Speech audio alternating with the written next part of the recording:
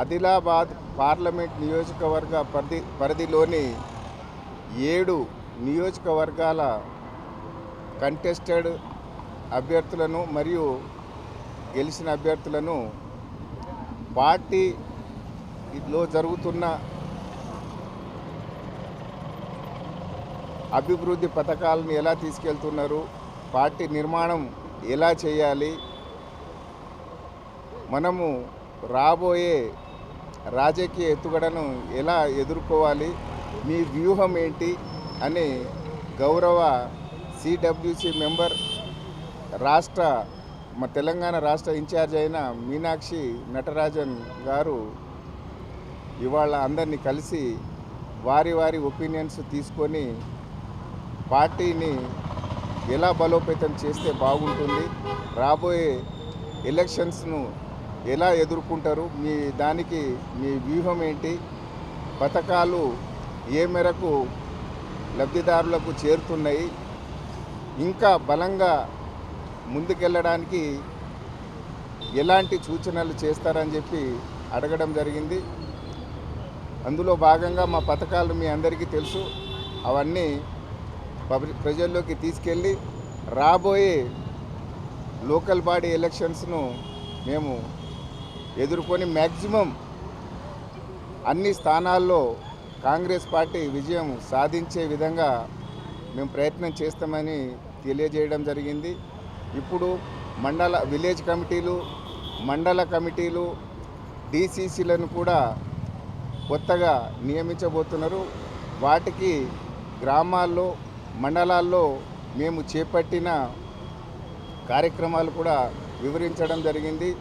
మాకు కాన్స్టిట్యున్సీకి 2 కోఆర్డినేటర్ల చొప్పున వేయడం జరిగింది.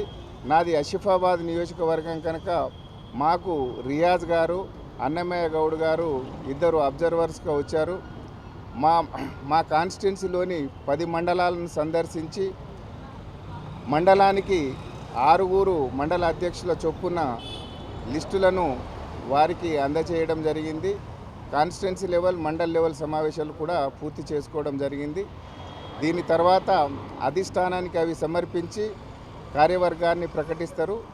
డిసిసి కూడా త్వరలోనే ప్రకటిస్తామని చెప్పి తెలియజేయడం జరిగింది.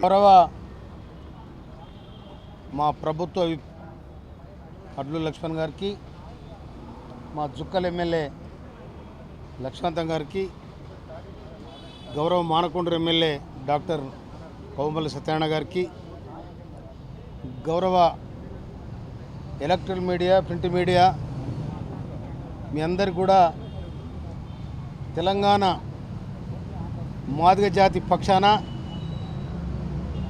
హృదయపూర్వక ధన్యవాదాలు తెలియజేస్తా ఉన్నాం. మాదిగలంటే కాంగ్రెస్, కాంగ్రెస్ అంటే మాదిగలు. దీనికి ఉదాహరణ ఎందుకు చెప్తున్నంటే, ఇందిరాగాంధీ ఎమర్జెన్సీ కంటే ముందు గరీబీ హఠావో నినాదం తీసుకుంది ఆనాడు. తీసుకొని హరిజన గిరిజన మహాసభలు పెట్టి ఆనాడే ఈ దేశంలో ఉన్న పేదరికాన్ని నిర్మించాలంటే గరీబీ హఠావో ఒక నినాదం తీసుకొని ఆ మాదిగ పల్లెలో పోయి సభలు పెట్టి భూములు పంచిండ్రు, ఆస్తులు పెట్టిండ్రు, అన్ని విధాలు ఆదుకుంది కాంగ్రెస్ పార్టీ ఆనాడు. ఆ తర్వాత కూడా కాంగ్రెస్ పార్టీ జవహర్లాల్ నెహ్రూ కాండ్ మొదలు పెడితే లాల్ బహదూర్ శాస్త్రి, ఇందిరాగాంధీ, వారి మంత్రివర్గంలో బాబు జగజ్జీవన్ రావు గారికి ప్రధానమైన స్థానం ఇచ్చి గౌరవించింది. అదేవిధంగా మొన్న తెలంగాణ ఏర్పడడానికి పార్లమెంట్ స్పీకర్గా మీరకుమార్ గారికి జగజ్జీవన్ కూతురు గిట్టి మాకు గౌరవించడం జరిగింది. కానీ తెలంగాణ వచ్చిన తర్వాత తెలంగాణ రాష్ట్ర ప్రభుత్వం, గత ప్రభుత్వం కేసీఆర్ ప్రభుత్వం ఉన్నాడు, మాదిగల మంత్రి పదవి లేదు. ఆ రాజయ్యను 8 నెలలకే ఊడబీకేసినారు. ఊడబీకేసినోడు చెప్పలే, ఊడబీకేసినోడు చెప్పలే.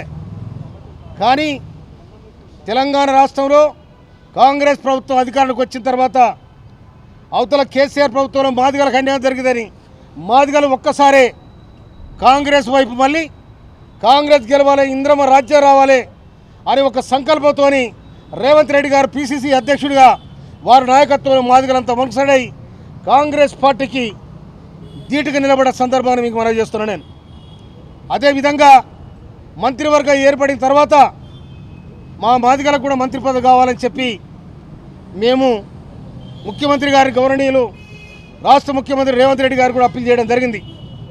వారు కూడా సానుకూలంగా స్పందించడం జరిగింది. ఆ సందర్భంలోనే ఆగస్టు 1వ తారీఖు నాడు ఏబిసిడి వర్గీకరణ చేయొచ్చని సుప్రీంకోర్టు తీర్పు ఇవ్వడం జరిగింది. ఆనాడు మేమందరం కూడా ఆగస్టు 1వ తారీఖు నాడు మేమందరం ఎమ్మెల్యేలు అసెంబ్లీలో ఉన్నాం. ముఖ్యమంత్రి గౌరవనీయులు రేవంత్ రెడ్డి గారు పిలిచి తప్పకుండా ఏబిసిడి వర్గీకరణ చేస్తాం, దానికి ఆర్డినెన్స్ తీసుకొస్తాం అని చెప్పి 9 నెలలు దాన్ని కంప్లీట్ చేసి ఇవాళ వర్గీకరణ 2011 సెన్సస్ ప్రకారం జనాభా లెక్కలు తీసి ఆ జనాభా లెక్కల ప్రకారం మాదిగలు 33 లక్షల జనాభా, మాలలు 16 లక్షలు, ఇక చిన్న చిన్న కులాలు మా తోడున్న కులాలు కూడా చిన్న చిన్నవి, మొత్తం కలిసి 52 లక్షలు. అందులో మెజార్టీ కులం ఉన్న కులం మాదిగ కులం. ఒకటే కులం, అది ఇంకో దానికి అంటులేదుగా. కనుక ఇంతమంది మాదిగలు ఉన్నాం. ఈ మాదిగ జాతికి తప్పకుండా మీరు మంత్రివర్గంలో స్థానం ఇవ్వాలని చెప్పి 5 రోజుల కింద గౌరవనీయులు మన ముఖ్యమంత్రి రేవంత్ రెడ్డి గారిని కలిసినాం. తర్వాత ఈ రోజు నాడు గౌరవనీయులు ఈ రాష్ట్ర incharge Congress party incharge Meenakshi Natarajan గారిని కలిసినాం. వారు కూడా చాలా సానుకూలంగా స్పందించడం జరిగింది.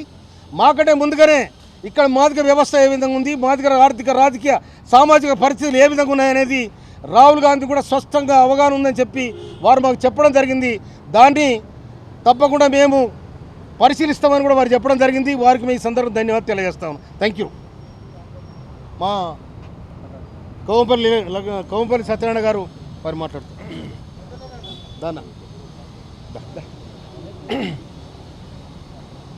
మీడియా మిత్రులందరికీ నమస్కారం. ఈరోజు రాష్ట్ర general secretary, AICC general secretary, incharge secretary గారికి మా మాదిగ ఎమ్మెల్యేల మందరం 5గురము, నాతో పాటు అడ్లూరు లక్ష్మణ్ కుమార్ గారు, లక్ష్మీకాంతం గారు, మందుల శామ్యుల్ గారు, యాదన్న గారు అందరం కలిసి ఆమెకు వినతి పత్రాన్ని ఇవ్వడం జరిగింది. మా మాదిగ ప్రజలందరూ కూడా 50 లక్షల పైకు చిలుకున్న ఏకైక కులంగా మాదిగ కులం ఉన్నది. ఆ కులానికి నాయకత్వం వహించే నాయకుడు లేడు. తప్పకుండా మాకు మంత్రివర్గంలో చోటు ఇవ్వాలి. మా ప్రజలందరూ కోరుతూ ఉన్నారు, మమ్మల్ని ప్రశ్నిస్తూ ఉన్నారు. మా మాదిగ కుల బాంధవులు ఈరోజు మాకు కాంగ్రెస్ పార్టీలో మంత్రి లేడని మమ్మల్ని నిలదీసే పరిస్థితి వచ్చింది. కాబట్టి 3 రోజుల కిందటనే రాష్ట్ర ముఖ్యమంత్రి గారికి వినతి పత్రం సమర్పించినాం. అదేవిధంగా వర్గీకరణ చైర్మన్గా ఉన్నటువంటి ఉత్తమ్ కుమార్ రెడ్డి గారికి నిన్న కలిసి మా యొక్క విజ్ఞాపన పత్రాన్ని, అయ్యా మాకు కూడా మంత్రివర్గంలో చోటు కల్పించాలి, మాదిగలకు ప్రాతినిధ్యం లేదు మంత్రివర్గంలో అని ఆయనకు కూడా మా యొక్క విన్నపాన్ని విన్నవించుకోవడం జరిగింది. మరి అదేవిధంగా డిప్యూటీ సీఎం బట్టి విక్రమార్క గారికి కలిసి నిన్న మా యొక్క విజ్ఞాపన పత్రాన్ని ఇవ్వడం జరిగింది. మరి ఈరోజు ముఖ్యంగా మన రాష్ట్ర ఇన్ఛార్జ్ అయినటువంటి మీనాక్షి నటరాజన్ గారిని కలవడం 5గురం కూడా కలిసి ఒకటే రిప్రజెంట్ చేసినాము. మా మాదిగలకు రాష్ట్రంలో అన్ని కులాల కన్నా అధిక జనాభాలో ఉన్న ఏకైక కులం మాదిగ, దానికి ప్రాధాన్యత లేదు. ఈరోజు దయచేసి మీరు మా సమస్యను అర్థం చేసుకొని తప్పకుండా రాబోయే ఏదైతే మంత్రివర్గ విస్తరణ ఉన్నదో దాంట్లో మాదిగలకు స్థానం కల్పించాలని చెప్పినాము. సానుకూలంగా స్పందించినారు. మేమిచ్చినటువంటి విజ్ఞాపన పత్రాన్ని కేసీ వేణుగోపాల్ గారికి, అదేవిధంగా ఏఐసిసి అధ్యక్షులు ఖర్గే గారికి, అదేవిధంగా రాహుల్ గాంధీ గారికి పంపిస్తా అని చెప్పడం జరిగింది. తప్పకుండా కాంగ్రెస్ పార్టీ ఏదైతే మాట ఇచ్చి వర్గీకరణ చేస్తామని చెప్పినారో ఆ విధంగా మా ప్రియతమ ముఖ్యమంత్రి గారు రేవంత్ రెడ్డి గారు వర్గీకరణ చేసి మాదిగలకు దైవంగా నిలిచారు. మరి అదేవిధంగా ఈరోజు మంత్రివర్గంలో స్థానం కల్పించి మరొక్కసారి నేను మాదిగ పక్షపాతిని నిరూపించుకోవడానికి మా ముఖ్యమంత్రి గారు సిద్ధంగా ఉన్నారు. ఆయనకు ధన్యవాదాలు తెలియజేస్తా ఉన్నాం. అదేవిధంగా రేపు ఢిల్లీ వెళ్ళి వివిధ నాయకులను కలిసి వారికి కూడా మేము దరఖాస్తులు ఇవ్వాలని అనుకుంటా ఉన్నాం. అందరూ కూడా వచ్చి సహకరించిన ప్రతి ఒక్కరికి ధన్యవాదాలు తెలియజేస్తూ ముగిస్తా ఉన్నాం.